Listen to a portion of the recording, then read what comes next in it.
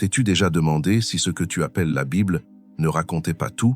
Nous ne parlons pas ici de simples traductions, mais de livres entiers, de récits complets et de prophéties détaillées qui ne t'ont jamais été transmis.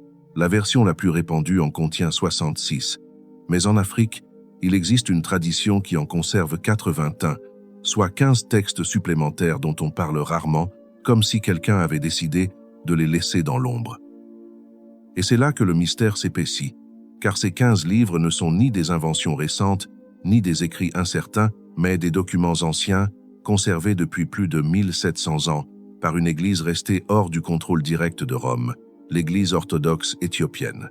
Dans une terre qui n'a jamais été complètement soumise à la colonisation, une foi indépendante a survécu, capable de protéger des textes qui ont été exclus ailleurs, parmi lesquels le livre d'Enoch, un ouvrage si important qu'il est cité dans la Bible moderne elle-même.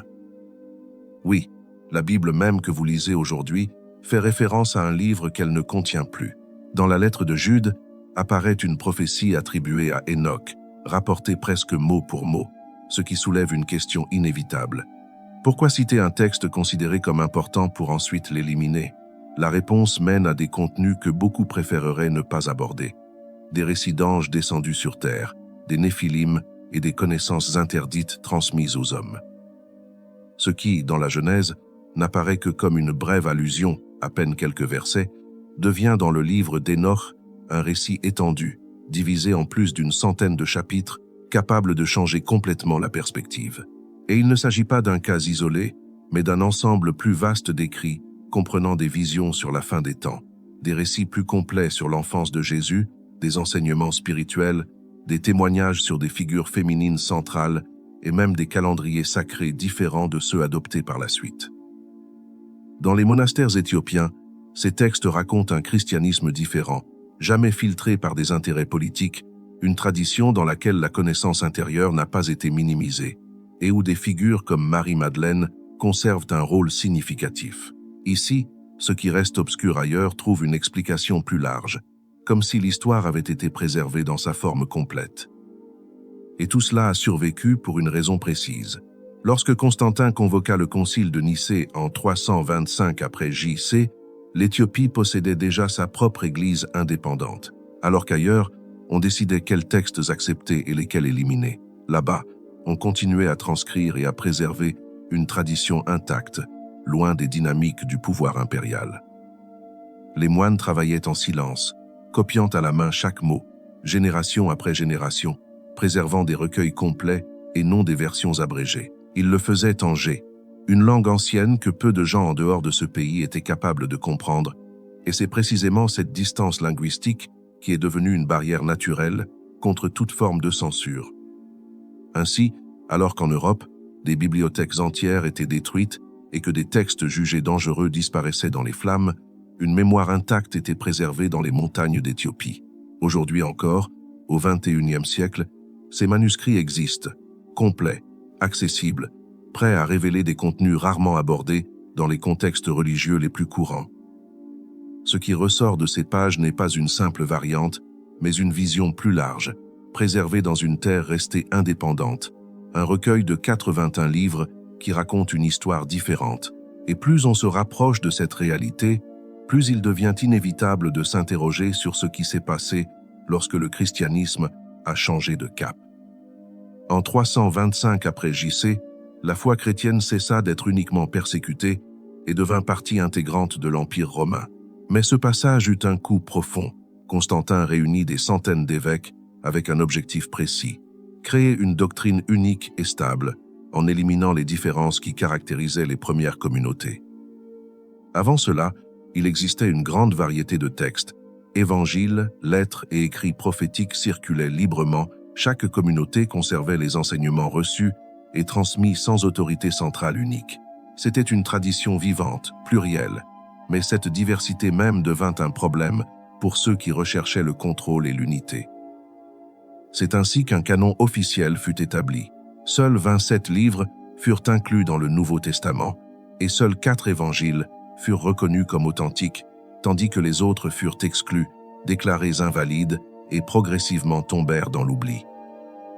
Cette décision n'est pas née d'un contexte neutre, mais de besoins précis de stabilité et de pouvoir. De nombreux autres textes étaient considérés comme sacrés dans les premières communautés, mais ils ont été mis de côté au cours du processus qui a défini l'orthodoxie. Et finalement, ce qui nous est parvenu jusqu'à aujourd'hui n'est pas nécessairement tout ce qui existait, mais ce qui a été choisi. Non seulement un recueil de textes, mais le résultat d'une sélection. Et quand on observe cette histoire de près, une vérité émerge avec force. Ce n'est pas toujours ce qui est le plus profond qui survit, mais ce qui parvient à s'imposer. L'Éthiopie n'a pas pris part à cette sélection. Elle est restée en dehors de cette décision. Alors que Rome déterminait ce qu'il fallait inclure et ce qu'il fallait exclure, il existait déjà là-bas une collection complète, et un choix opposé a été fait. Ne rien éliminer, conserver chaque texte. C'est ainsi qu'est née une Bible composée de 81 livres, qui comprend tout ce que tu connais, mais aussi bien plus encore. Parmi ceux-ci, on trouve le livre d'Hénoch, avec ses 108 chapitres sur les anges déchus et les prophéties, le livre des Jubilés, qui complète la Genèse, les Maccabées qui racontent la résistance et la foi, Esdras avec ses visions profondes, Tobie avec ses récits de libération, Judith avec le courage d'une femme déterminée, la sagesse et l'Ecclésiastique avec leurs enseignements intérieurs, Baruch et la lettre de Jérémie comme mise en garde contre le thé l'idolâtrie, jusqu'au pasteur d'Hermas, riche en visions et en messages spirituels. 15 textes complets qui ouvrent de nouvelles perspectives, qui parlent des derniers temps, de figures oubliées et de dimensions spirituelles, qui, ailleurs, sont restés dans le silence. Ces écrits n'ont pas été écartés parce qu'ils étaient faux, mais parce qu'ils dérangeaient. Ils ne mettaient pas en danger la foi, mais le pouvoir. Le livre d'Hénoch raconte l'histoire d'anges qui se sont rebellés et ont transmis des connaissances interdites, une vision qui remet en cause l'idée d'obéissance aveugle. Judith montre une femme qui sauve un peuple grâce à son intelligence et son courage, remettant en question des structures bien établies. Le pasteur d'Hermas parle de pardon même après le baptême, touchant là un point sensible pour l'autorité religieuse. Pendant des siècles, ces œuvres ont été considérées comme sacrées par les premières communautés chrétiennes. Elles n'ont pas été rejetées par manque de valeur, mais parce qu'elles ne s'adaptent pas au modèle en cours de construction. Et tandis que Rome sélectionnait, l'Éthiopie les conservait, non par hasard, mais comme si cette préservation était nécessaire pour quelque chose qui devait émerger plus tard. Et ce que révèlent ces textes est profond, si profond qu'il en vient à bouleverser complètement la lecture de la Bible. Tout converge vers un point central, le livre le plus controversé de tous, celui qui est cité mais qui a ensuite été écarté, le livre d'Hénoch. Si vous avez déjà lu Genèse 6 et que vous avez eu l'impression qu'il manquait quelque chose, ce n'était pas une impression. En quelques versets, il est raconté que les fils de Dieu s'unirent aux femmes humaines et engendrèrent des géants. Un passage bref, presque laissé là sans explication, comme s'il n'était pas nécessaire d'approfondir. Mais les questions demeurent. Qui étaient ces fils de Dieu? Comment cette union a-t-elle été possible? Et qui étaient vraiment ces géants appelés Néphilim? La Genèse n'offre pas de réponse, mais Hénoch, oui. Selon ce texte, 200 anges, appelés les veilleurs, descendirent sur le mont Hermon avec pour mission d'observer l'humanité. Mais quelque chose changea. Guidés par Sémiassa, ils décidèrent de transgresser leur rôle, descendirent parmi les hommes, prirent des femmes et partagèrent des connaissances qu'ils n'auraient pas dû révéler. Il ne s'agissait pas de simples enseignements. Des arts avancés furent transmis, de la guerre à la magie, de l'astrologie à l'étude des phénomènes naturels. Chaque ange apporta un savoir différent, accélérant le développement humain, mais altérant un équilibre qui n'était pas destiné à être rompu à ce moment-là. De ces unions naquirent les Néphilim, des êtres gigantesques, décrits comme dominateurs et destructeurs. Ils épuisaient toutes les ressources disponibles, et, lorsque celles-ci venaient à manquer, ils se retournaient contre l'humanité elle-même. La Terre, selon ce récit, n'était plus viable, elle était devenue un lieu hors de contrôle. Et c'est là que le déluge prend un sens différent. Non seulement un jugement sur la méchanceté, mais une intervention pour mettre fin à une corruption plus profonde, une transformation de la nature, même de l'humanité, une remise à zéro nécessaire pour rétablir ce qui avait été altéré. Cette vision n'était pas inconnue des premiers chrétiens. Des figures telles que Justin Martyr, Irénée, Tertullien et Clément d'Alexandrie connaissaient et citaient Hénoch, le considérant comme une source authentique. Origène l'utilisait également dans ses enseignements. Il faisait partie du paysage spirituel des origines. Puis quelque chose a changé. Au IVe siècle, après le concile de Nicée, ce texte a été exclu, déclaré invalide, non pas parce qu'il était inconnu, mais parce qu'il contenait des idées difficiles à intégrer dans une structure fondée sur l'autorité et l'ordre. Et pourtant, alors qu'il tombait dans l'oubli ailleurs, il fut préservé dans son intégralité en Éthiopie, avec tous ses chapitres, ses visions des cieux, du destin des âmes, du jugement dernier et de la figure du Fils de l'homme sur le trône de gloire. La confirmation de son ancienneté est apparue en 1947, lorsque des fragments du livre d'Enoch, en araméen et en hébreu, ont été découverts dans les manuscrits de la mer morte. Cela prouve que le texte existait bien avant cette époque et qu'il était connu et lu dans les communautés de l'époque. Et il y a un détail qui frappe plus que tout. Lorsque les évangiles parlent du Fils de l'homme, ce titre rappelle exactement celui utilisé dans le livre d'Enoch pour décrire le Messie, un lien qui ouvre de nouvelles perspectives et suggère une continuité plus profonde. Selon la tradition éthiopienne, le livre d'Enoch n'est pas un texte marginal, mais une clé pour comprendre la Genèse, le déluge et une réalité plus vaste, celle d'une lutte entre forces fidèles et rebelles qui ne s'est pas achevée dans le passé, mais se poursuit encore aujourd'hui. Avez-vous déjà entendu parler du livre d'Enoch et de son lien direct avec Genèse 6? Écrivez-le dans les commentaires, car la voix de ceux qui cherchent vraiment la vérité peut aider ceux qui commencent seulement maintenant à voir ce qui est resté caché pendant des années.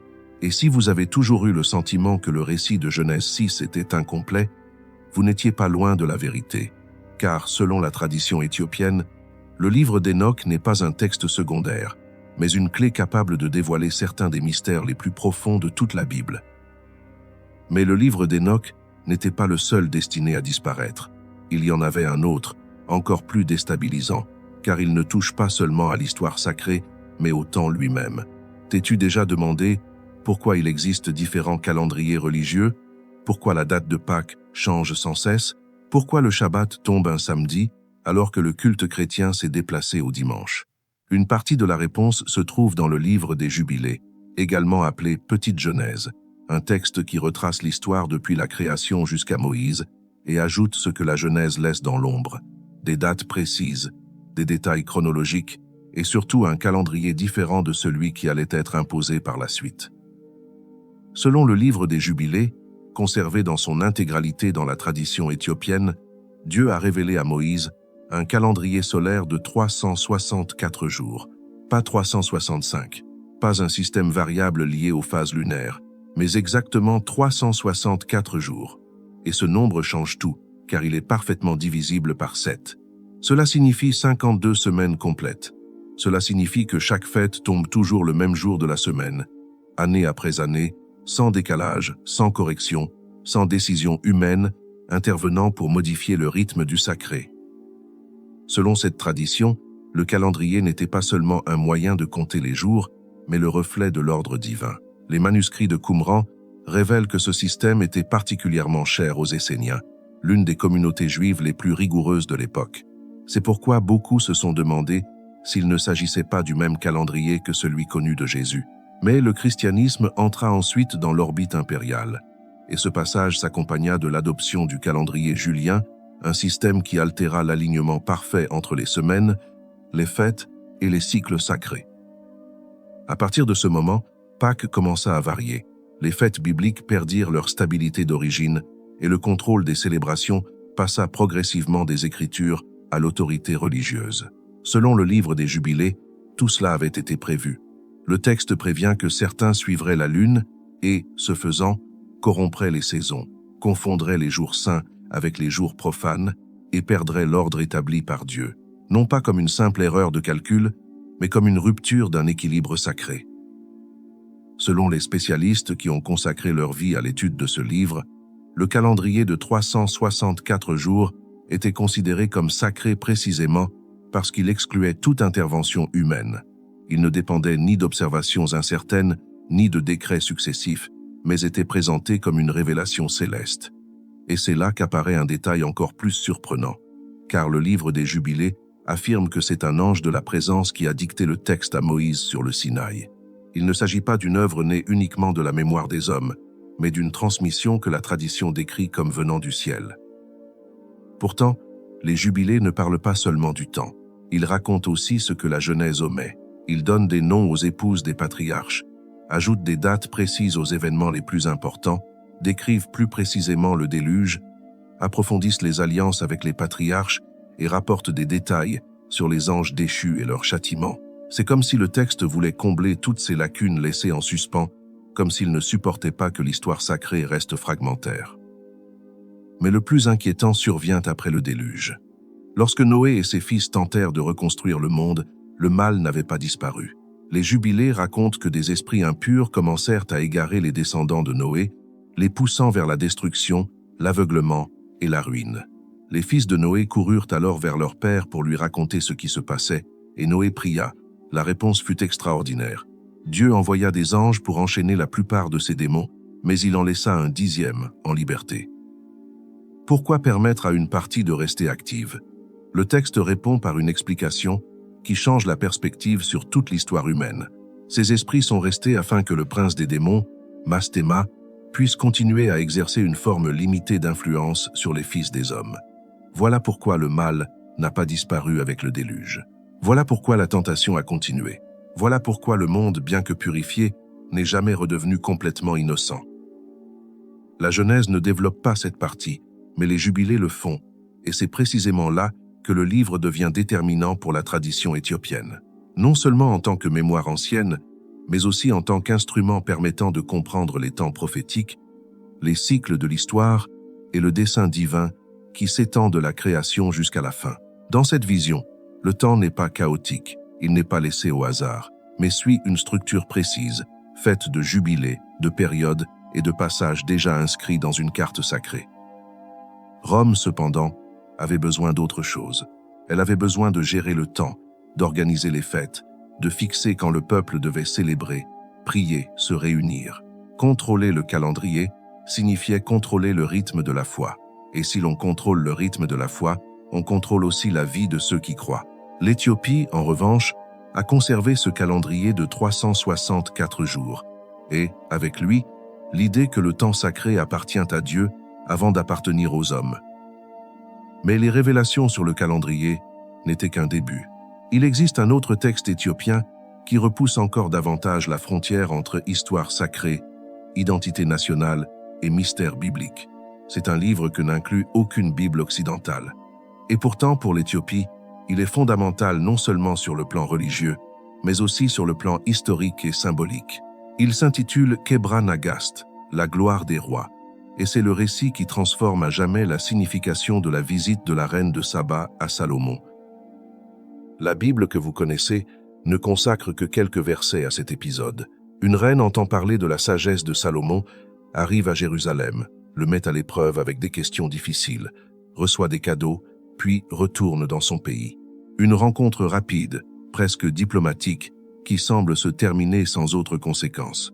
Mais selon le Kebra Nagast, cette version n'est que la surface, le fragment visible d'une histoire bien plus grande, une histoire qui aurait marqué le destin de 2 peuples. Dans la tradition éthiopienne, la reine de Saba s'appelle Makeda. Ce n'est pas un personnage de passage, mais une souveraine puissante, lucide, avide de sagesse, et attirée non seulement par l'intelligence de Salomon, mais aussi par la présence du Dieu d'Israël qui semblait l'accompagner. Lorsqu'elle arriva à Jérusalem, elle n'y resta pas quelques jours, mais 6 mois. 6 mois de questions, d'écoute, de discussions sur la justice, la sagesse et l'ordre du monde. 6 mois durant lesquels, selon ce récit, il s'est passé quelque chose que la version abrégée ne raconte pas. Le Kebra Nagast raconte que Salomon, frappé par la beauté et l'intelligence de Makeda, lui demanda de rester avec lui. Elle accepta, mais posa une condition claire, qu'il ne la contraigne pas. Salomon consentit, mais ajouta à son tour une clause, qu'elle ne prenne rien de sa maison sans permission. Cela semblait être un pacte inoffensif, presque formel. En réalité, c'était le début d'une épreuve subtile, conçue avec la ruse qui faisait déjà la renommée de Salomon. Ce soir-là, le roi fit préparer un banquet riche en mets salés et en épices fortes. Au cœur de la nuit, lorsque la soif devint insupportable, Makeda se leva et but de l'eau qui se trouvait dans la pièce. C'est à ce moment-là que Salomon l'arrêta, lui rappelant leur accord. Elle avait pris quelque chose dans sa maison sans demander. Et comme la reine reconnut que, à strictement parler, c'était vrai, elle libéra le roi de la promesse qui le retenait. De cette union naquit un fils destiné à porter en lui la marque de deux mondes, le sang de Salomon et de David, mais un avenir loin de Jérusalem. Son nom était Ménélik, dont la tradition éthiopienne se souvient comme du fils du sage. Élevé en Éthiopie, il devint le pont entre Israël et l'Afrique, le lien vivant entre la maison de Salomon et la terre de Makeda. Et lorsqu'il atteignit l'âge adulte, Ménélik partit pour Jérusalem avec un désir précis, regarder dans les yeux le père qu'il n'avait jamais vraiment connu. C'est alors que l'histoire cessa d'être seulement le récit d'une visite ancienne et devint le point d'origine d'une lignée, d'une couronne et d'un mystère qui allait marquer pendant des siècles l'identité spirituelle de l'Éthiopie. Lorsque Salomon le vit, il n'eut pas besoin d'explication. Un seul regard suffit pour reconnaître ce que son cœur savait déjà. Ce jeune homme devant lui était son fils, et la ressemblance le rendait évident. Le roi souhaitait le retenir, en faire son héritier. Mais Ménélik choisit une autre voie. Sa place n'était pas à Jérusalem, mais aux côtés de sa mère en Éthiopie. Alors Salomon le bénit, le combla de cadeaux et lui confia une mission, accompagné des premiers-nés des prêtres et des Lévites, un groupe d'élite qui servirait le nouveau royaume. Et c'est là que l'histoire prend un tournant inattendu. Selon le Kebra Nagast, Asaria, fils du grand prêtre, reçut en rêve un ordre précis, emporter l'arche d'alliance loin d'Israël, car Dieu avait choisi une autre terre pour en être la gardienne. À l'insu de Salomon, l'arche fut retirée du temple et remplacée par une copie. Ainsi, lorsque Ménélik quitta Jérusalem, il emportait avec lui quelque chose qui dépassait tout trésor, la présence même de Dieu. Selon la tradition éthiopienne, qui s'est perpétuée sans interruption au fil des siècles, cette arche n'a été ni détruite ni perdue. Elle n'a pas disparu lors des invasions. Elle n'a pas été effacée de l'histoire. Elle se trouverait encore aujourd'hui à Aksum, conservée dans l'église Sainte-Marie de Sion, protégée par un seul gardien, un moine qui consacre toute sa vie à veiller sur elle. Lorsque sa vie touche à sa fin, il choisit un successeur et lui transmet le secret. Une transmission silencieuse qui, selon la tradition, se poursuit depuis plus de 2000 ans. Est-ce vrai ou non? Personne en dehors de l'Éthiopie ne peut le dire avec certitude, car cette arche n'a jamais été montrée au monde moderne. Mais pour les Éthiopiens, ce n'est pas une légende. C'est la raison pour laquelle leur terre est appelée la deuxième Sion. C'est le fondement d'une histoire qui les relie directement à Israël. C'est pourquoi la lignée royale éthiopienne a toujours revendiqué une origine unique.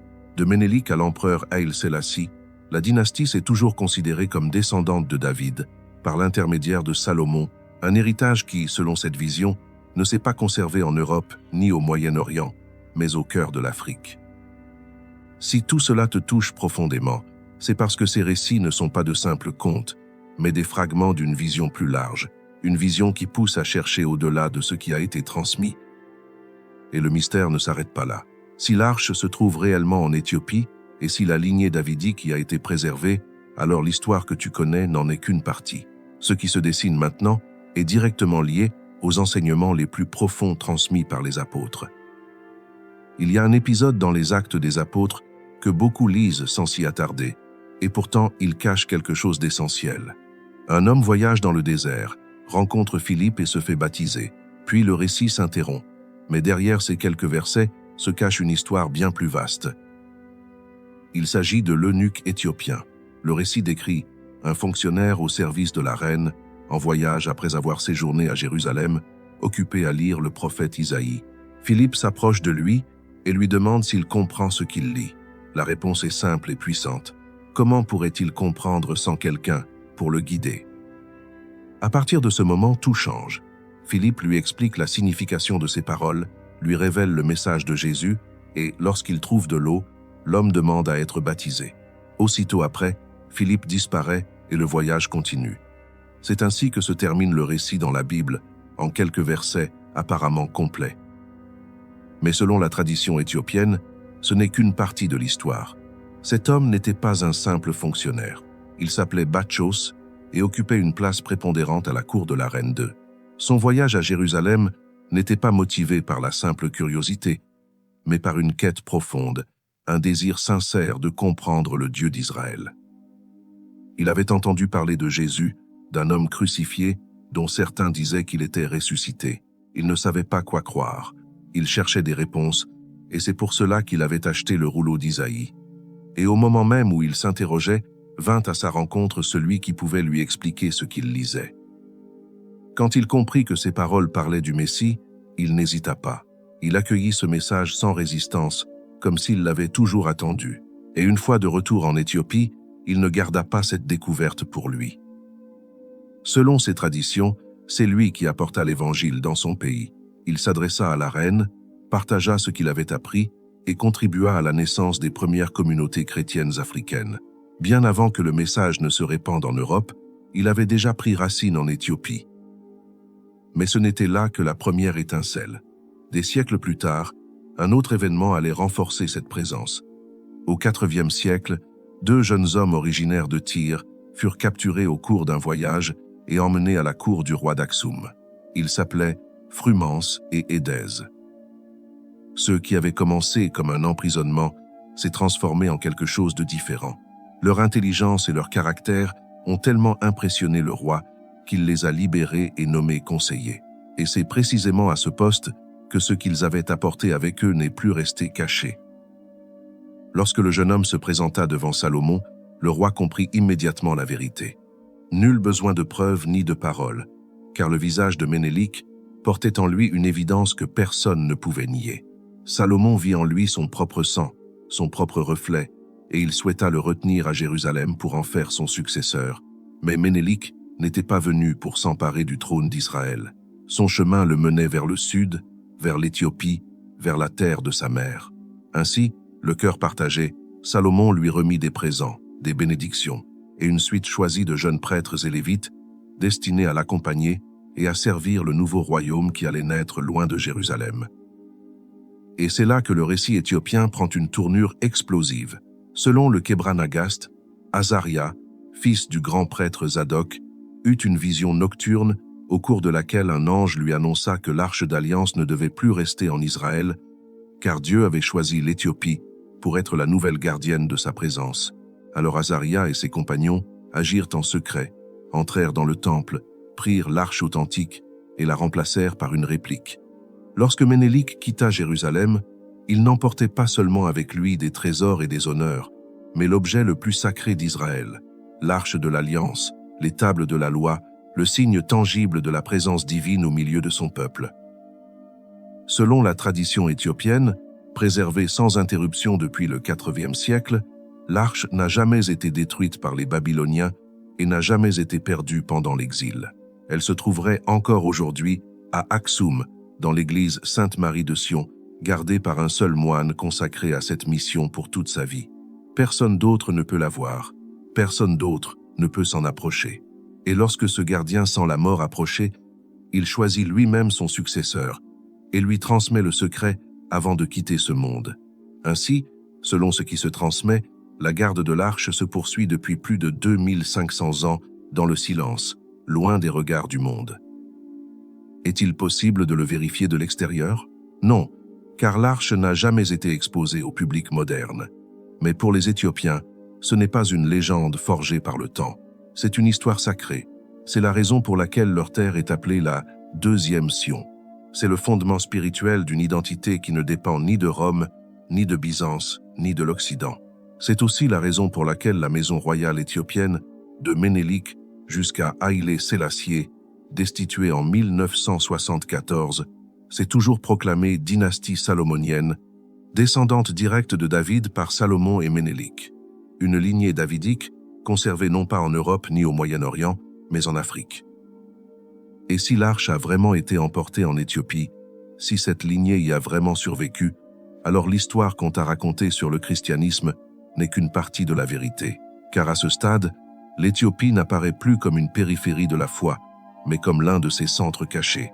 Et ce qui suit est directement lié aux enseignements apostoliques, à un bref épisode des Actes des Apôtres que beaucoup lisent sans en saisir la portée, l'histoire de l'eunuque éthiopien. Dans le texte biblique, le récit est bref. Un ange ordonne à Philippe de se diriger vers la route qui descend de Jérusalem vers Gaza. Là, il rencontre un haut fonctionnaire éthiopien, au service de la reine Candace, responsable de ses trésors. L'homme revient de Jérusalem, où il s'était rendu pour adorer, et sur son char, il lit le prophète Isaïe, précisément le passage sur le serviteur souffrant. Philippe s'approche de lui et lui demande s'il comprend ce qu'il lit. La réponse de l'eunuque est désarmante de sincérité. Comment pourrait-il comprendre sans un guide? Philippe monte avec lui annonce Jésus en partant d'Isaïe, et lorsqu'ils arrivent près de l'eau, l'homme demande à être baptisé. Après le baptême, Philippe disparaît et l'eunuque poursuit son voyage plein de joie. Dans la Bible, la scène s'arrête là. Mais selon la tradition éthiopienne, ce n'est que le début. L'eunuque n'était pas un fonctionnaire quelconque. Il s'appelait Bachos ou Simao Bachos et était l'un des personnages les plus influents à la cour de la reine Candace du royaume de Couche. Son voyage à Jérusalem n'était pas une simple dévotion extérieure. C'était une quête intense, un pèlerinage intérieur. Bachos cherchait sincèrement le Dieu d'Israël, et à Jérusalem, il avait entendu parler de Jésus, d'un homme crucifié que certains proclamaient ressuscité. Au milieu des rumeurs contradictoires, des incertitudes et des questions, il acheta le rouleau d'Isaïe dans l'espoir d'y trouver une réponse. Et c'est précisément pendant son retour, au moment où son cœur était le plus ouvert, que Dieu lui envoya Philippe. Lorsque Philippe lui révéla qu'Ésaïe 53 parlait du Messie et que ce Messie était Jésus, Bachos crut sans hésitation. Il ne réagit pas avec méfiance, ne se réfugia pas dans le doute, ne repoussa pas cette révélation. Il reconnut la vérité et l'accueillit immédiatement. Selon les traditions éthiopiennes, à son retour, il ne resta pas silencieux. Il apporta l'évangile à la cour, témoigna de ce qu'il avait vu et entendu, et contribua à la naissance des premières communautés de croyants sur le sol éthiopien. Ainsi, l'Éthiopie reçut l'évangile plusieurs décennies avant qu'il ne s'imposât à Rome et bien avant qu'il ne devienne la religion dominante en Europe. Mais ce n'était là que les premiers semis. La croissance décisive eut lieu au IVe siècle, lorsque deux jeunes chrétiens de Tyr, Frumens et Édèse, furent capturés lors d'un voyage sur la mer Rouge et conduits à la cour du roi d'Aksum. Commençant comme esclaves, ils finirent par se distinguer par leur sagesse, leur équilibre et leur noblesse d'âme. Le roi les libéra et les nomma conseillers, reconnaissant en eux des qualités rares. À la mort du souverain, la reine-mère leur confia l'éducation du prince héritier. Frumens et Édèse n'ont jamais imposé l'évangile par la force. Ils n'ont recouru ni à la menace, ni à la contrainte.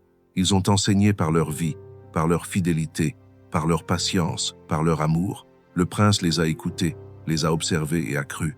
Et lorsqu'il monta sur le trône, vers 330 après J.C., il déclara le christianisme religion officielle de l'Éthiopie.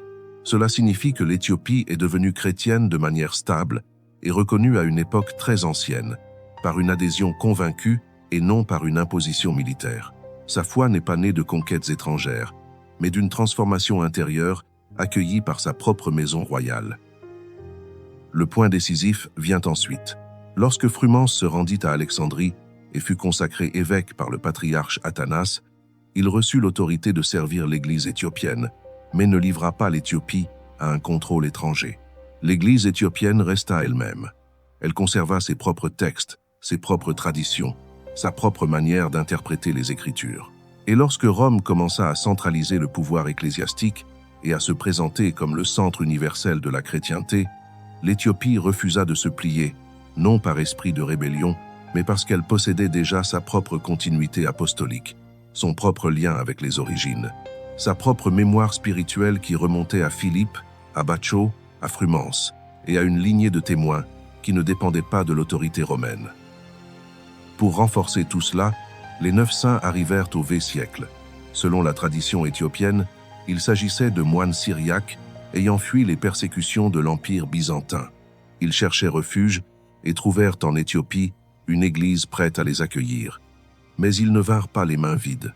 Ils apportèrent le savoir, la discipline, des manuscrits, la vie monastique et une profondeur théologique. Ils traduisirent la Bible en G, fondèrent des monastères dans les montagnes, formèrent le peuple à la liturgie et à la foi, et surtout sauvèrent des textes qui, ailleurs, étaient écartés ou détruits. Pour eux, le livre d'Hénoch était écriture, les jubilés étaient une révélation, Le pasteur d'Hermas était un enseignement apostolique, et l'Éthiopie les accueillit sans rien retrancher. Selon la conscience religieuse éthiopienne, tout cela n'était pas une coïncidence historique, mais un dessein providentiel. Dieu savait que de nombreux textes seraient censurés. Dieu savait que des bibliothèques entières seraient perdues. C'est pourquoi, selon cette vision, il choisit un lieu qui ne serait pas complètement soumis, une nation capable de conserver intégralement ce qui, ailleurs, aurait été brisé. Ainsi, l'Éthiopie devint le dépositaire d'une mémoire plus vaste, le lieu où l'intégralité survécut, tandis qu'ailleurs triomphait la sélection. Et de cette vision d'ensemble émerge également un autre visage oublié, celui de Marie. Quand on pense à elle aujourd'hui, l'image la plus courante est celle d'une figure silencieuse, humble, retirée, une femme qui accepte la volonté de Dieu, puis s'efface lentement à l'arrière-plan. Dans les évangiles canoniques, elle apparaît lors de l'Annonciation, à la naissance de Jésus, à Cana, au pied de la croix, puis presque plus du tout. Mais selon les textes préservés dans la tradition éthiopienne, Marie n'était pas seulement celle qui a dit oui. Elle était une prophétesse, une maîtresse spirituelle, une guide de la communauté primitive, une présence active, dont la mémoire a été restreinte parce qu'elle ne s'adaptait pas à la forme patriarcale que prenait l'Église institutionnelle. Dans le Liber Requiae, le livre du repos de Marie, son histoire ne s'achève pas dans le silence. Marie vit de nombreuses années après la résurrection de Jésus. Elle reste auprès de Jean comme le Seigneur l'avait établi depuis la croix, mais elle ne se limite pas à une vie cachée. Elle enseigne, prophétise, accompagne les croyants. Et lorsque l'heure de son départ approche, les apôtres sont rassemblés de manière surnaturelle des quatre coins de la terre pour être auprès d'elle. Pierre arrive de Rome, Jean d'Éphèse, Thomas d'Inde. Ils arrivent portés sur les nuages, guidés par les anges, car Marie n'est pas considérée comme une figure marginale, mais comme la gardienne des mystères, celle qui a assisté à toute l'histoire de son Fils, de l'Annonciation à la croix, de la naissance à la résurrection. Dans les miracles de Marie, Marie apparaît toujours vivante dans l'histoire de l'Église. Elle intercède en faveur des fidèles, se manifeste dans des visions, protège les communautés, conduit les âmes égarées vers le Christ. Elle n'est pas une divinité, car la foi éthiopienne reste rigoureusement monothéiste, mais elle est une puissante intercesseur choisie par Dieu pour une mission unique. Et tandis que, d'un côté, la théologie catholique développait l'idée de l'Immaculée Conception et que, de l'autre, le protestantisme réagissait en réduisant presque à néant la vénération mariale, l'Éthiopie a maintenu un équilibre différent. Marie est pleinement humaine, choisie par grâce et non par une perfection intrinsèque, mais elle est aussi extraordinairement remplie de l'Esprit, prophétesse du Très-Haut, maîtresse des apôtres et modèle suprême de foi. Les textes éthiopiens conservent des prières attribuées à Marie, des enseignements qu'elle aurait confiés à la communauté primitive, des visions partagées avec les apôtres. Rome n'a accueilli rien de tout cela dans le canon officiel, car au IVe siècle, la structure ecclésiastique était désormais profondément patriarcale. Les femmes avaient été progressivement écartées de la direction, les prophétesses réduites au silence, les enseignantes reléguées en marge. Et ainsi, Marie elle-même, la femme la plus importante des origines chrétiennes, fut réduite à une image plus contrôlable, celle d'une mère pure, docile, silencieuse, jamais vraiment prophétesse, jamais vraiment guide. L'Éthiopie, en revanche, a conservé cette dimension perdue, et avec elle, elle a également préservé le souvenir d'autres femmes fortes qui, ailleurs, furent minimisées ou oubliées. Déborah, juge et prophétesse. Esther, reine prête à risquer sa vie pour son peuple. Anne, qui a reconnu le Messie dans le temple. Thècle, disciple et témoin de la foi. Et surtout Judith, la veuve courageuse qui a affronté l'ennemi alors que tous les hommes tremblaient. Dans le livre de Judith, conservé dans son intégralité dans la Bible éthiopienne, c'est elle qui prie, élabore le plan, pénètre dans le camp ennemi et frappe Holoferne avec sa propre épée, sauvant Israël, avec courage et lucidité. Il n'est pas surprenant que ce texte ait été rejeté par de nombreuses traditions protestantes, car il présente une femme comme héroïne principale, guide spirituel et instrument décisif de Dieu. Selon la vision éthiopienne, la mise au silence du pouvoir féminin n'a pas été un accident, mais un processus systématique. Les femmes prophètes perturbaient l'ordre fondé sur le monopole masculin. Les femmes enseignantes remettaient en question le contrôle de l'enseignement. Les femmes capables de diriger défiaient la hiérarchie. Ainsi, nombre de leurs histoires ont été minimisées, leurs rôles réduits, leurs textes écartés. L'Éthiopie, en revanche, a conservé tout cela, car selon sa conception, la sagesse divine n'est pas l'apanage d'un seul sexe. Dieu agit à travers les hommes et les femmes, et Marie n'était pas une exception isolée, mais le summum de cette vérité.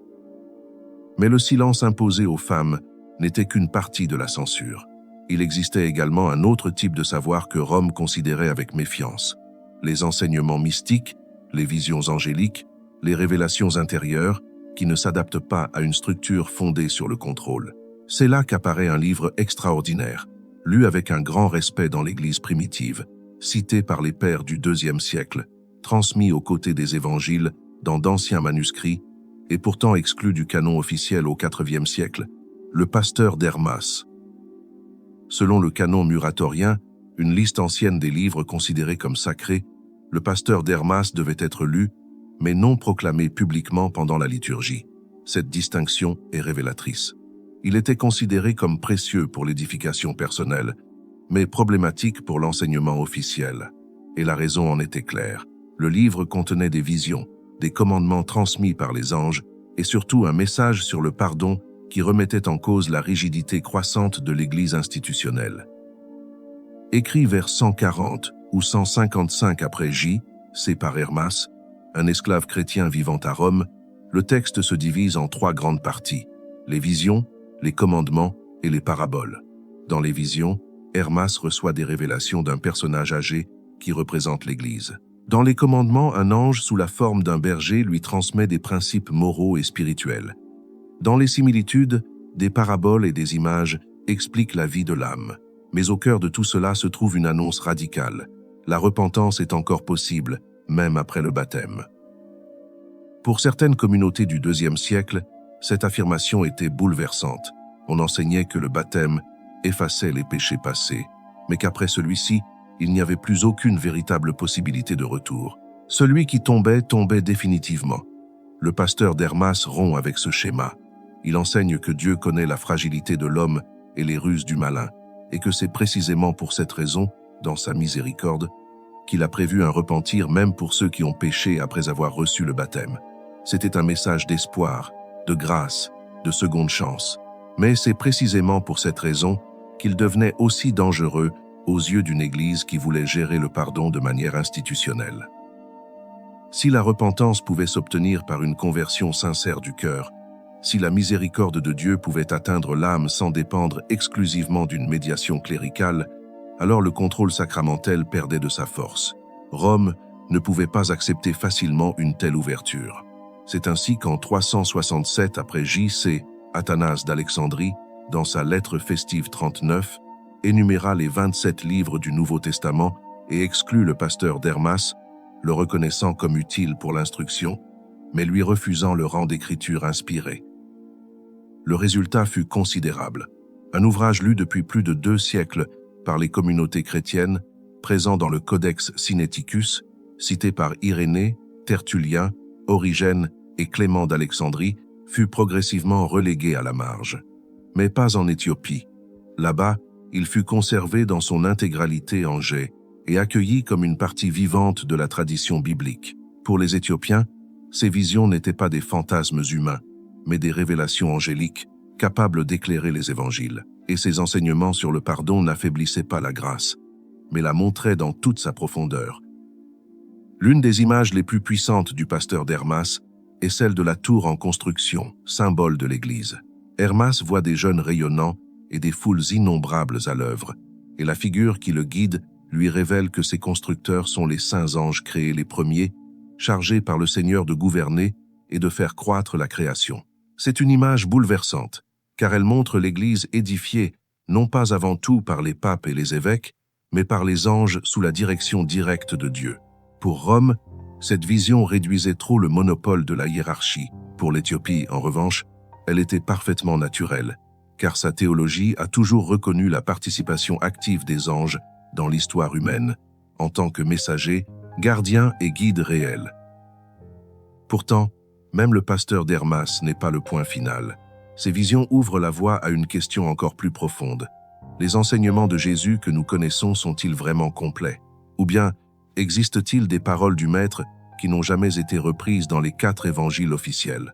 L'évangile de Jean lui-même laisse entrevoir cette possibilité lorsqu'il affirme que Jésus a fait beaucoup d'autres choses et que, si elles avaient été écrites une à une, le monde entier ne suffirait pas à contenir les livres nécessaires. Beaucoup d'autres choses, beaucoup d'autres paroles, beaucoup d'autres enseignements, et peut être que tout ce qui a été dit ne t'est pas parvenu sous la forme que tu connais aujourd'hui.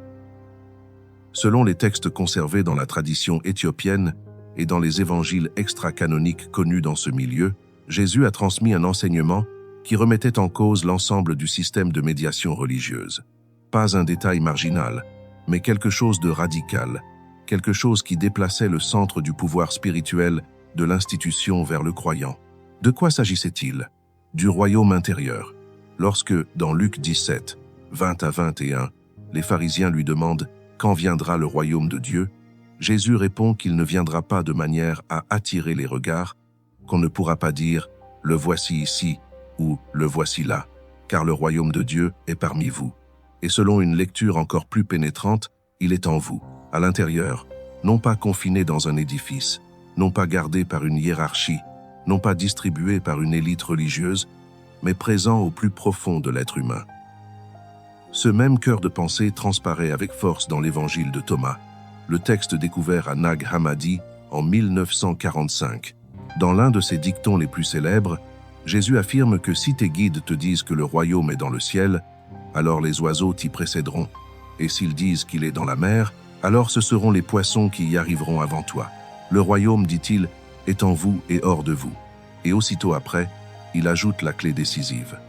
Lorsque vous vous connaîtrez vous-même, alors vous serez connus et vous comprendrez que vous êtes les enfants du Père vivant.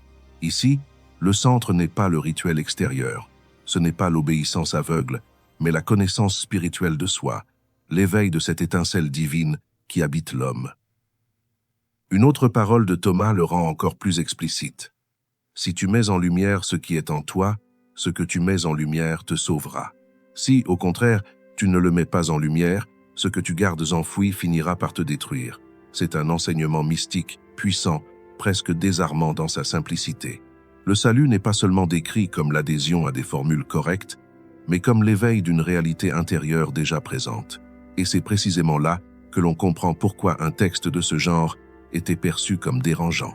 Si le royaume de Dieu est déjà à l'intérieur de l'homme, alors l'autorité religieuse ne peut plus se présenter comme la seule porte d'accès au divin.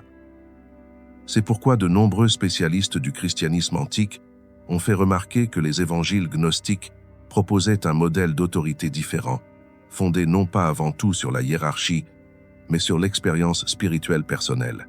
Et c'est précisément ce qui les rendait dangereux aux yeux d'une Église de plus en plus institutionnalisée. Mais le point le plus fascinant est ailleurs. Les Éthiopiens n'avaient pas besoin de s'appuyer sur les évangiles gnostiques pour percevoir cette dimension, car ils la trouvaient déjà dans leurs propres textes reconnus. Enoch parle de transformation intérieure. Les jubilés insistent sur l'obéissance du cœur. Le pasteur, de Hermas, met l'accent sur la pureté intérieure plutôt que sur les gestes extérieurs, et toute la spiritualité éthiopienne a toujours répété que Dieu habite dans le cœur sincère du croyant. Cette vision s'exprime avec force également dans la tradition monastique éthiopienne. Pour des auteurs comme Abba Giorgis de Gassoucha, le véritable temple de Dieu n'est pas construit de pierres ou de bois, mais de cœurs qui aiment Dieu avec sincérité. C'est là que demeure le Saint-Esprit, c'est là que s'offre le sacrifice authentique, le sacrifice d'un cœur contrit. Et cette idée n'est pas étrangère à l'Évangile. Dans Jean 4, 23 à 24, Jésus dit que l'heure vient, et qu'elle est déjà là, où les vrais adorateurs adoreront le Père en esprit et en vérité, car Dieu est esprit, et celui qui l'adore doit l'adorer en esprit et en vérité, non pas dans des formalités vides, non pas dans un simple apparat extérieur, mais dans la profondeur vivante de la rencontre avec Dieu. Selon cette interprétation, le cœur du message de Jésus n'était pas le contrôle religieux, mais la transformation intérieure. Non pas la dépendance passive à un système, mais l'éveil de l'image divine en l'homme. Et pour la tradition éthiopienne, il ne s'agit pas d'un ajout marginal, mais du cœur même du christianisme. Un christianisme vécu comme une rencontre personnelle avec Dieu. comme un renouveau du cœur, comme un accès direct à la présence divine. C'est précisément pour cette raison que beaucoup ont toujours eu l'impression qu'il manquait quelque chose dans la version la plus courante.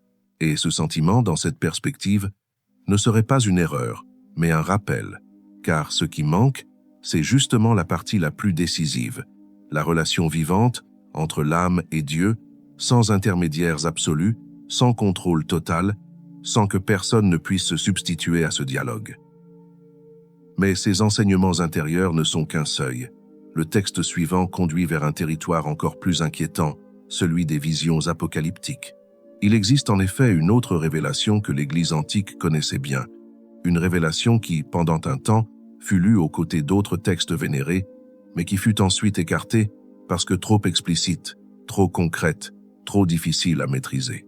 Il s'agit de l'Apocalypse de Pierre, un texte qui n'a été préservé dans son intégralité que dans la tradition éthiopienne. Selon le canon muratorien, compilé vers 170 âpres J.C., l'Apocalypse de Pierre était considéré par de nombreuses communautés comme un texte inspiré, même si tous n'approuvaient pas sa lecture publique pendant la liturgie. Cette réserve en dit déjà long. Le problème n'était pas qu'elle fût considérée comme fausse, mais qu'elle semblait trop directe, trop intense, trop susceptible de bouleverser profondément ceux qui l'écoutaient. Contrairement à l'Apocalypse de Jean, qui évolue entre sceaux, bêtes et symboles, l'Apocalypse de Pierre ne voile presque rien. Elle montre, elle décrit, elle oblige à regarder. Dans le texte conservé en G, Jésus conduit Pierre sur le mont des Oliviers et lui montre deux visions. D'abord le paradis, puis le châtiment. La vision du paradis est lumineuse, resplendissante, imprégnée de paix. Pierre voit le lieu des justes, une dimension au-delà de ce monde, pleine de lumière et d'un parfum que les mots ne parviennent pas à contenir. En ce lieu, il rencontre Abraham, Isaac, Jacob, Isaïe et les prophètes. Tout parle de communion, de consolation, de proximité avec Dieu. C'est le visage de la promesse accomplie. Mais aussitôt après, le ton change brutalement. Jésus montre à Pierre un lieu sombre et terrible, et là, le récit abandonne presque tout symbolisme. Pierre voit des hommes et des femmes plongés dans le feu jusqu'aux genoux, d'autres jusqu'au cou, certains suspendus dans des conditions atroces, d'autres mutilés, d'autres encore subissant un châtiment adapté au type de péché commis. Chaque faute reçoit une conséquence spécifique. Le texte ne fait pas d'allusion, n'édulcore pas, ne laisse pas beaucoup de place à l'abstraction. Il dépeint une justice qui apparaît visible, concrète, inévitable. Et c'est précisément ce qui rendait l'Apocalypse de Pierre si difficile à gérer.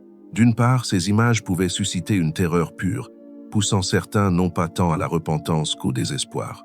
D'autre part, et c'est là le point décisif, le texte ne fait pas dépendre le salut de la médiation de la structure ecclésiastique. Il n'insiste pas sur un système sacramentel contrôlé d'en haut, il ne place pas au centre l'intervention d'une hiérarchie. Il met devant l'homme la repentance personnelle, la foi en Christ, la vie droite et la responsabilité individuelle. Et une telle vision réduit drastiquement le pouvoir de ceux qui prétendent administrer de manière exclusive l'accès à la miséricorde.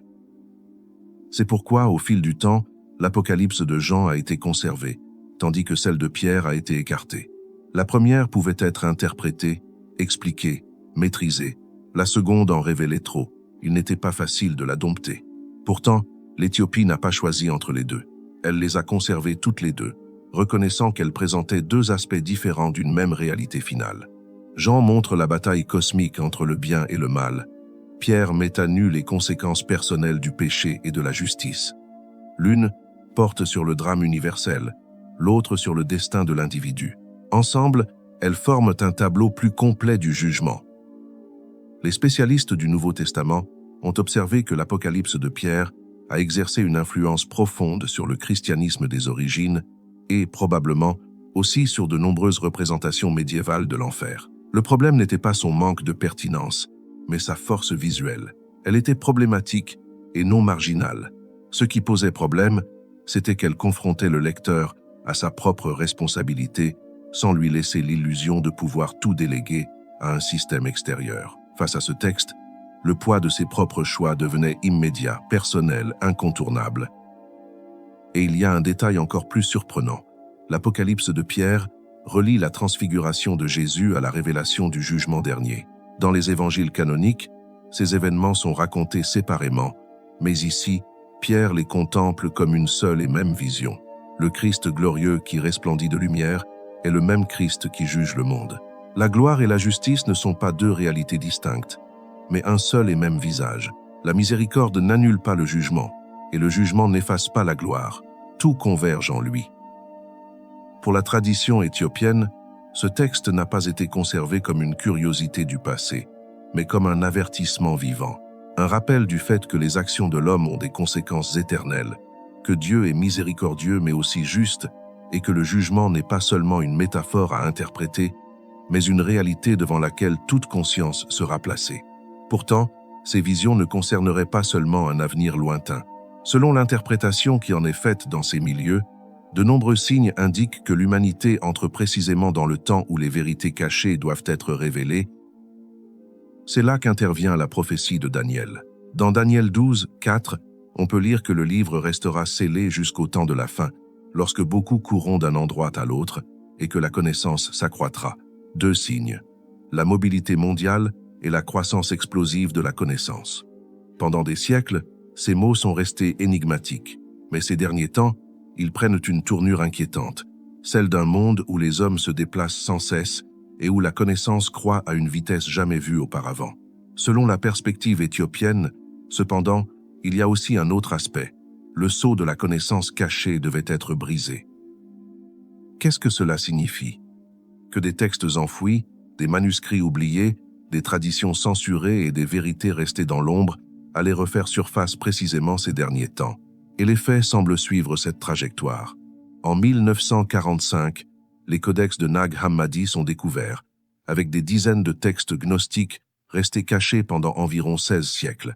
En 1947, les manuscrits de la mer Morte ont été mis au jour à Qumran, parmi lesquels des fragments d'Enoch, témoignant de l'ancienneté de traditions longtemps marginalisées. Au cours des années suivantes, d'autres codex, d'autres évangiles, d'autres bibliothèques oubliées ont refait surface, tandis que les travaux universitaires et la diffusion numérique rendent ces documents accessibles au monde entier comme jamais auparavant. Selon cette interprétation, il ne s'agirait pas de simples coïncidences archéologiques. Ce serait le signe qu'un savoir tenu secret pendant des siècles est révélé au moment prévu. Non pas parce que l'homme serait devenu plus sage, mais parce que le temps prophétique serait en train de s'accomplir. Matthieu 24, 14 est également interprété dans cette optique. L'évangile du royaume sera annoncé à toutes les nations, et alors viendra la fin. Ce n'est qu'aujourd'hui, grâce aux réseaux mondiaux, aux traductions instantanées, à la diffusion numérique et à l'accès simultané aux textes anciens et aux messages spirituels, qu'il devient réellement possible qu'un témoignage atteigne le monde entier en même temps. Mais la fin, dans cette vision, ne coïncide pas seulement avec des catastrophes extérieures. Ce n'est pas la caricature apocalyptique d'une seule explosion finale. C'est aussi, et peut être avant tout, un réveil.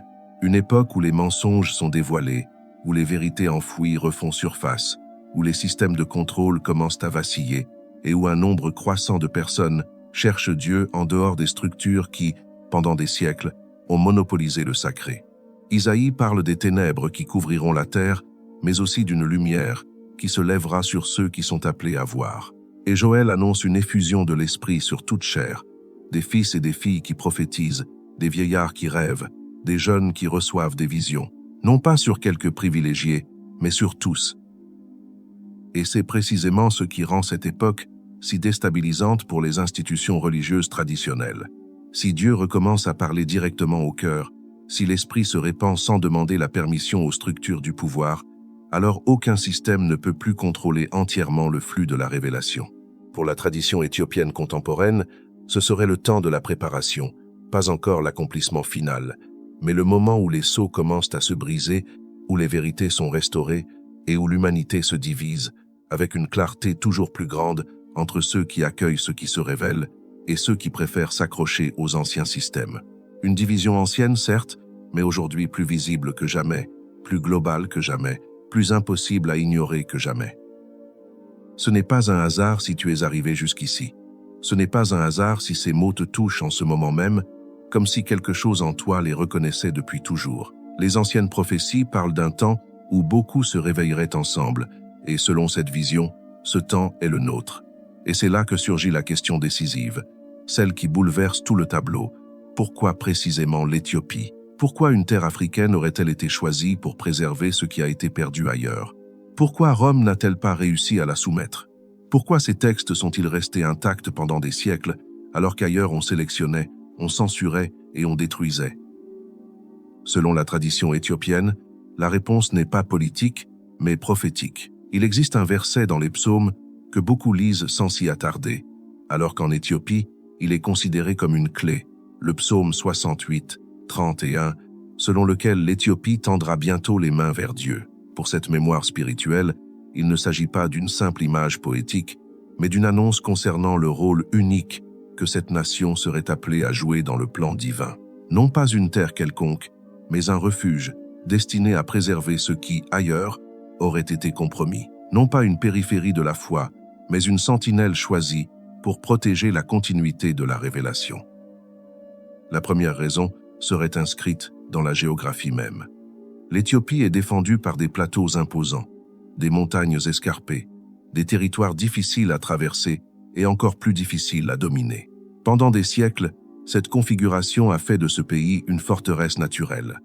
De puissants empires ont tenté de le soumettre et ont échoué. Selon cette interprétation, ce n'était pas seulement une résistance humaine, mais une protection accordée d'en haut. Une terre suffisamment isolée pour préserver, assez forte pour ne pas être brisée, assez éloignée pour ne pas être absorbée par le pouvoir religieux qui se consolidait ailleurs. La deuxième raison concerne le temps. L'Éthiopie a officiellement adopté le christianisme au IVe siècle, à une époque très ancienne, alors que Rome n'avait pas encore établi sa pleine centralité religieuse. Cela signifie que lorsque l'Occident a commencé à organiser le contrôle ecclésiastique, l'Éthiopie possédait déjà sa propre vie chrétienne, sa propre mémoire, sa propre structure, sa propre tradition indépendante. Elle n'avait pas besoin de recevoir son identité de Rome, car cette identité était déjà née et déjà enracinée. La troisième raison réside dans le lien apostolique direct. Dans la conscience éthiopienne, la foi ne naît pas d'une concession de Rome, mais d'une lignée plus ancienne, qui passe par Philippe et l'eunuque baptisé dans le désert, traverse la prédication des premières communautés, se renforce avec Frumens et est consolidée par les 9 saints. Dans cette perspective, l'Éthiopie n'a jamais eu besoin d'une autorisation extérieure pour être chrétienne, car elle se perçoit comme la dépositaire d'une continuité qui remonte aux origines mêmes de l'Évangile. La quatrième raison concerne la lignée sacrée. Selon le Kebra Nagast, la lignée de David ne se serait pas interrompue avec la chute de Jérusalem, mais aurait poursuivi son chemin en Afrique à travers Ménélik, fils de Salomon et de la reine de Saba. Pendant des siècles, la monarchie éthiopienne a fondé sa légitimité sur ce souvenir, se reconnaissant comme une dynastie salomonienne. Dans cette vision, l'héritage davidique ne se serait pas conservé là où beaucoup s'y attendaient, mais dans une terre lointaine, protégée, capable de traverser les siècles sans perdre le fil de sa mission. La cinquième raison est la plus bouleversante, la conservation de la Bible complète. Alors qu'ailleurs les textes étaient sélectionnés, réduits ou déclarés marginaux, l'Éthiopie a conservé un recueil plus vaste, une tradition de 81 livres qui, selon ce récit, n'a pas été mutilée par le pouvoir politique. Non pas parce qu'elle aurait inventé ces textes, mais parce qu'elle se serait contentée de les protéger. Garder, ne pas créer, préserver, ne pas manipuler. En ce sens, l'Éthiopie ne se présente pas comme la productrice d'une nouvelle vérité, mais comme la gardienne d'une mémoire plus ancienne. Selon cette vision spirituelle, rien de tout cela n'est le fruit du hasard. L'Éthiopie aurait traversé les siècles, telle une arche cachée dans l'histoire, préservant ce que le reste du monde était en train de perdre. Elle aurait conservé des textes, des symboles, des rythmes liturgiques, des traditions orales, des lectures spirituelles, et elle l'aurait fait en attendant un moment précis, celui où ce savoir referait surface. Pas avant, alors que les cœurs n'étaient pas prêts. Pas après, mais au moment où l'humanité aurait recommencé à chercher la source. Et c'est là que le discours s'intensifie. Selon ce récit, le XXIe siècle ne serait pas seulement une époque de crise, mais aussi un temps de révélation. Les textes anciens redeviennent accessibles, les manuscrits sont étudiés, traduits, numérisés, discutés, Ce qui était resté confiné dans les monastères, les archives ou des langues inconnues commence désormais à circuler. Et cette ouverture est interprétée non pas comme un simple phénomène académique, mais comme le signe que quelque chose est en train de s'épanouir, comme si la connaissance scellée revenait à la lumière au moment prévu. C'est pourquoi, dans cette perspective, ton inquiétude elle-même prend tout son sens. Le fait que tu aies l'impression qu'il manque quelque chose dans les versions abrégées, que tu perçois des omissions, que tu ressentes le besoin d'aller au-delà de la surface, ne serait pas considéré comme un doute stérile, mais comme un appel intérieur, comme si l'âme reconnaissait une voix ancienne, comme si, en écoutant ces récits, tu ne rencontrais pas une idée nouvelle, mais quelque chose qui t'appartenait déjà au plus profond de toi. La Bible éthiopienne de 81 livres, dans cette lecture, devient alors bien plus qu'une curiosité historique. Elle devient la carte d'une foi plus vaste.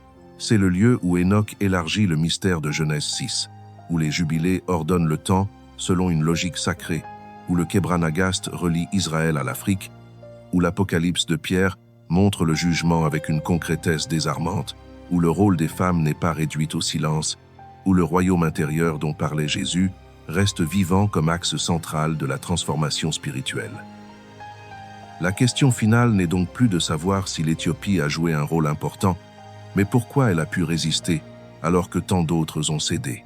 La réponse qu'apporte cette tradition est à la fois simple et immense, car elle a été choisie pour préserver, non pas pour dominer, non pas pour s'imposer, mais pour protéger, non pas pour remplacer le message, mais pour traverser les siècles en le conservant intact.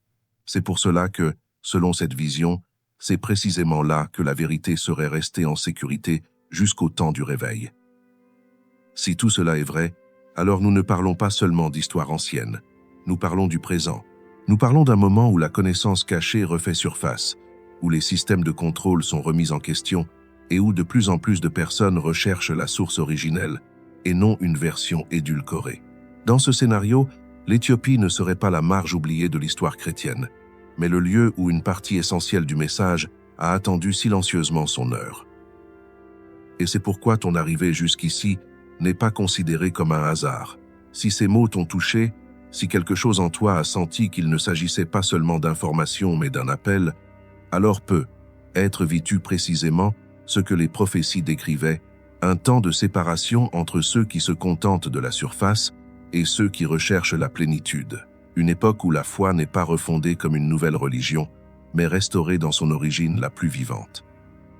Toi qui es arrivé jusqu'ici, selon cette vision, tu fais partie de ce mouvement invisible, non pas parce qu'on te demande d'adhérer à un système différent, mais parce que tu fais partie de ceux qui ne se contentent pas de vérités partielles, de ceux qui cherchent, comparant, écoutent, creusent et refusent de s'arrêter devant une histoire incomplète. C'est précisément par ces personnes-là que, dans ce récit, passe le réveil, non pas par des foules passives, mais par des consciences éveillées. Si donc l'Éthiopie a vraiment conservé pendant des siècles ce que d'autres ont laissé tomber, alors ce qui refait surface aujourd'hui n'est pas une invention moderne, mais une mémoire restituée. Une mémoire qui parle d'une foi antérieure au concile, plus large que les sélections ultérieures, plus profonde que les contrôles institutionnels. Une foi qui n'annule pas le Christ, mais le remet au centre. Une foi qui n'éteint pas l'Écriture, mais la rouvre dans toute son étendue. Une foi qui ne remplace pas Dieu par la structure, mais ramène l'homme devant le divin sans voiles inutiles. C'est pourquoi le message final n'est pas la peur, mais un appel. Si ces vérités t'ont touché, c'est parce qu'une partie de toi les attendait. Si tu as senti qu'il existe une profondeur supplémentaire derrière l'histoire officielle, c'est parce que cette profondeur a commencé à frapper à ta porte. Et si l'heure où le sceau a été brisé est vraiment venue, alors il ne reste qu'un seul choix, rester dans le confort des versions simplifiées ou rechercher sincèrement la plénitude. L'Éthiopie, dans cette histoire, n'est pas seulement un lieu du passé. Elle est le symbole d'une conservation réussie. Elle est la preuve vivante, selon cette vision, que la vérité peut survivre même lorsque tout autour est trié, corrigé ou brûlé. C'est la terre qui a tendu les mains vers Dieu et ne les a pas retirées. Et c'est pour cela qu'aujourd'hui, après des siècles de silence, sa voix se fait à nouveau entendre précisément en ce moment. Tu es arrivé jusqu'au bout, parce que quelque chose en toi voulait y arriver. Et c'est être là la révélation la plus simple et la plus puissante de toutes. L'éveil ne commence pas en dehors de toi, mais au moment où tu reconnais que la vérité mérite d'être recherchée jusqu'au bout.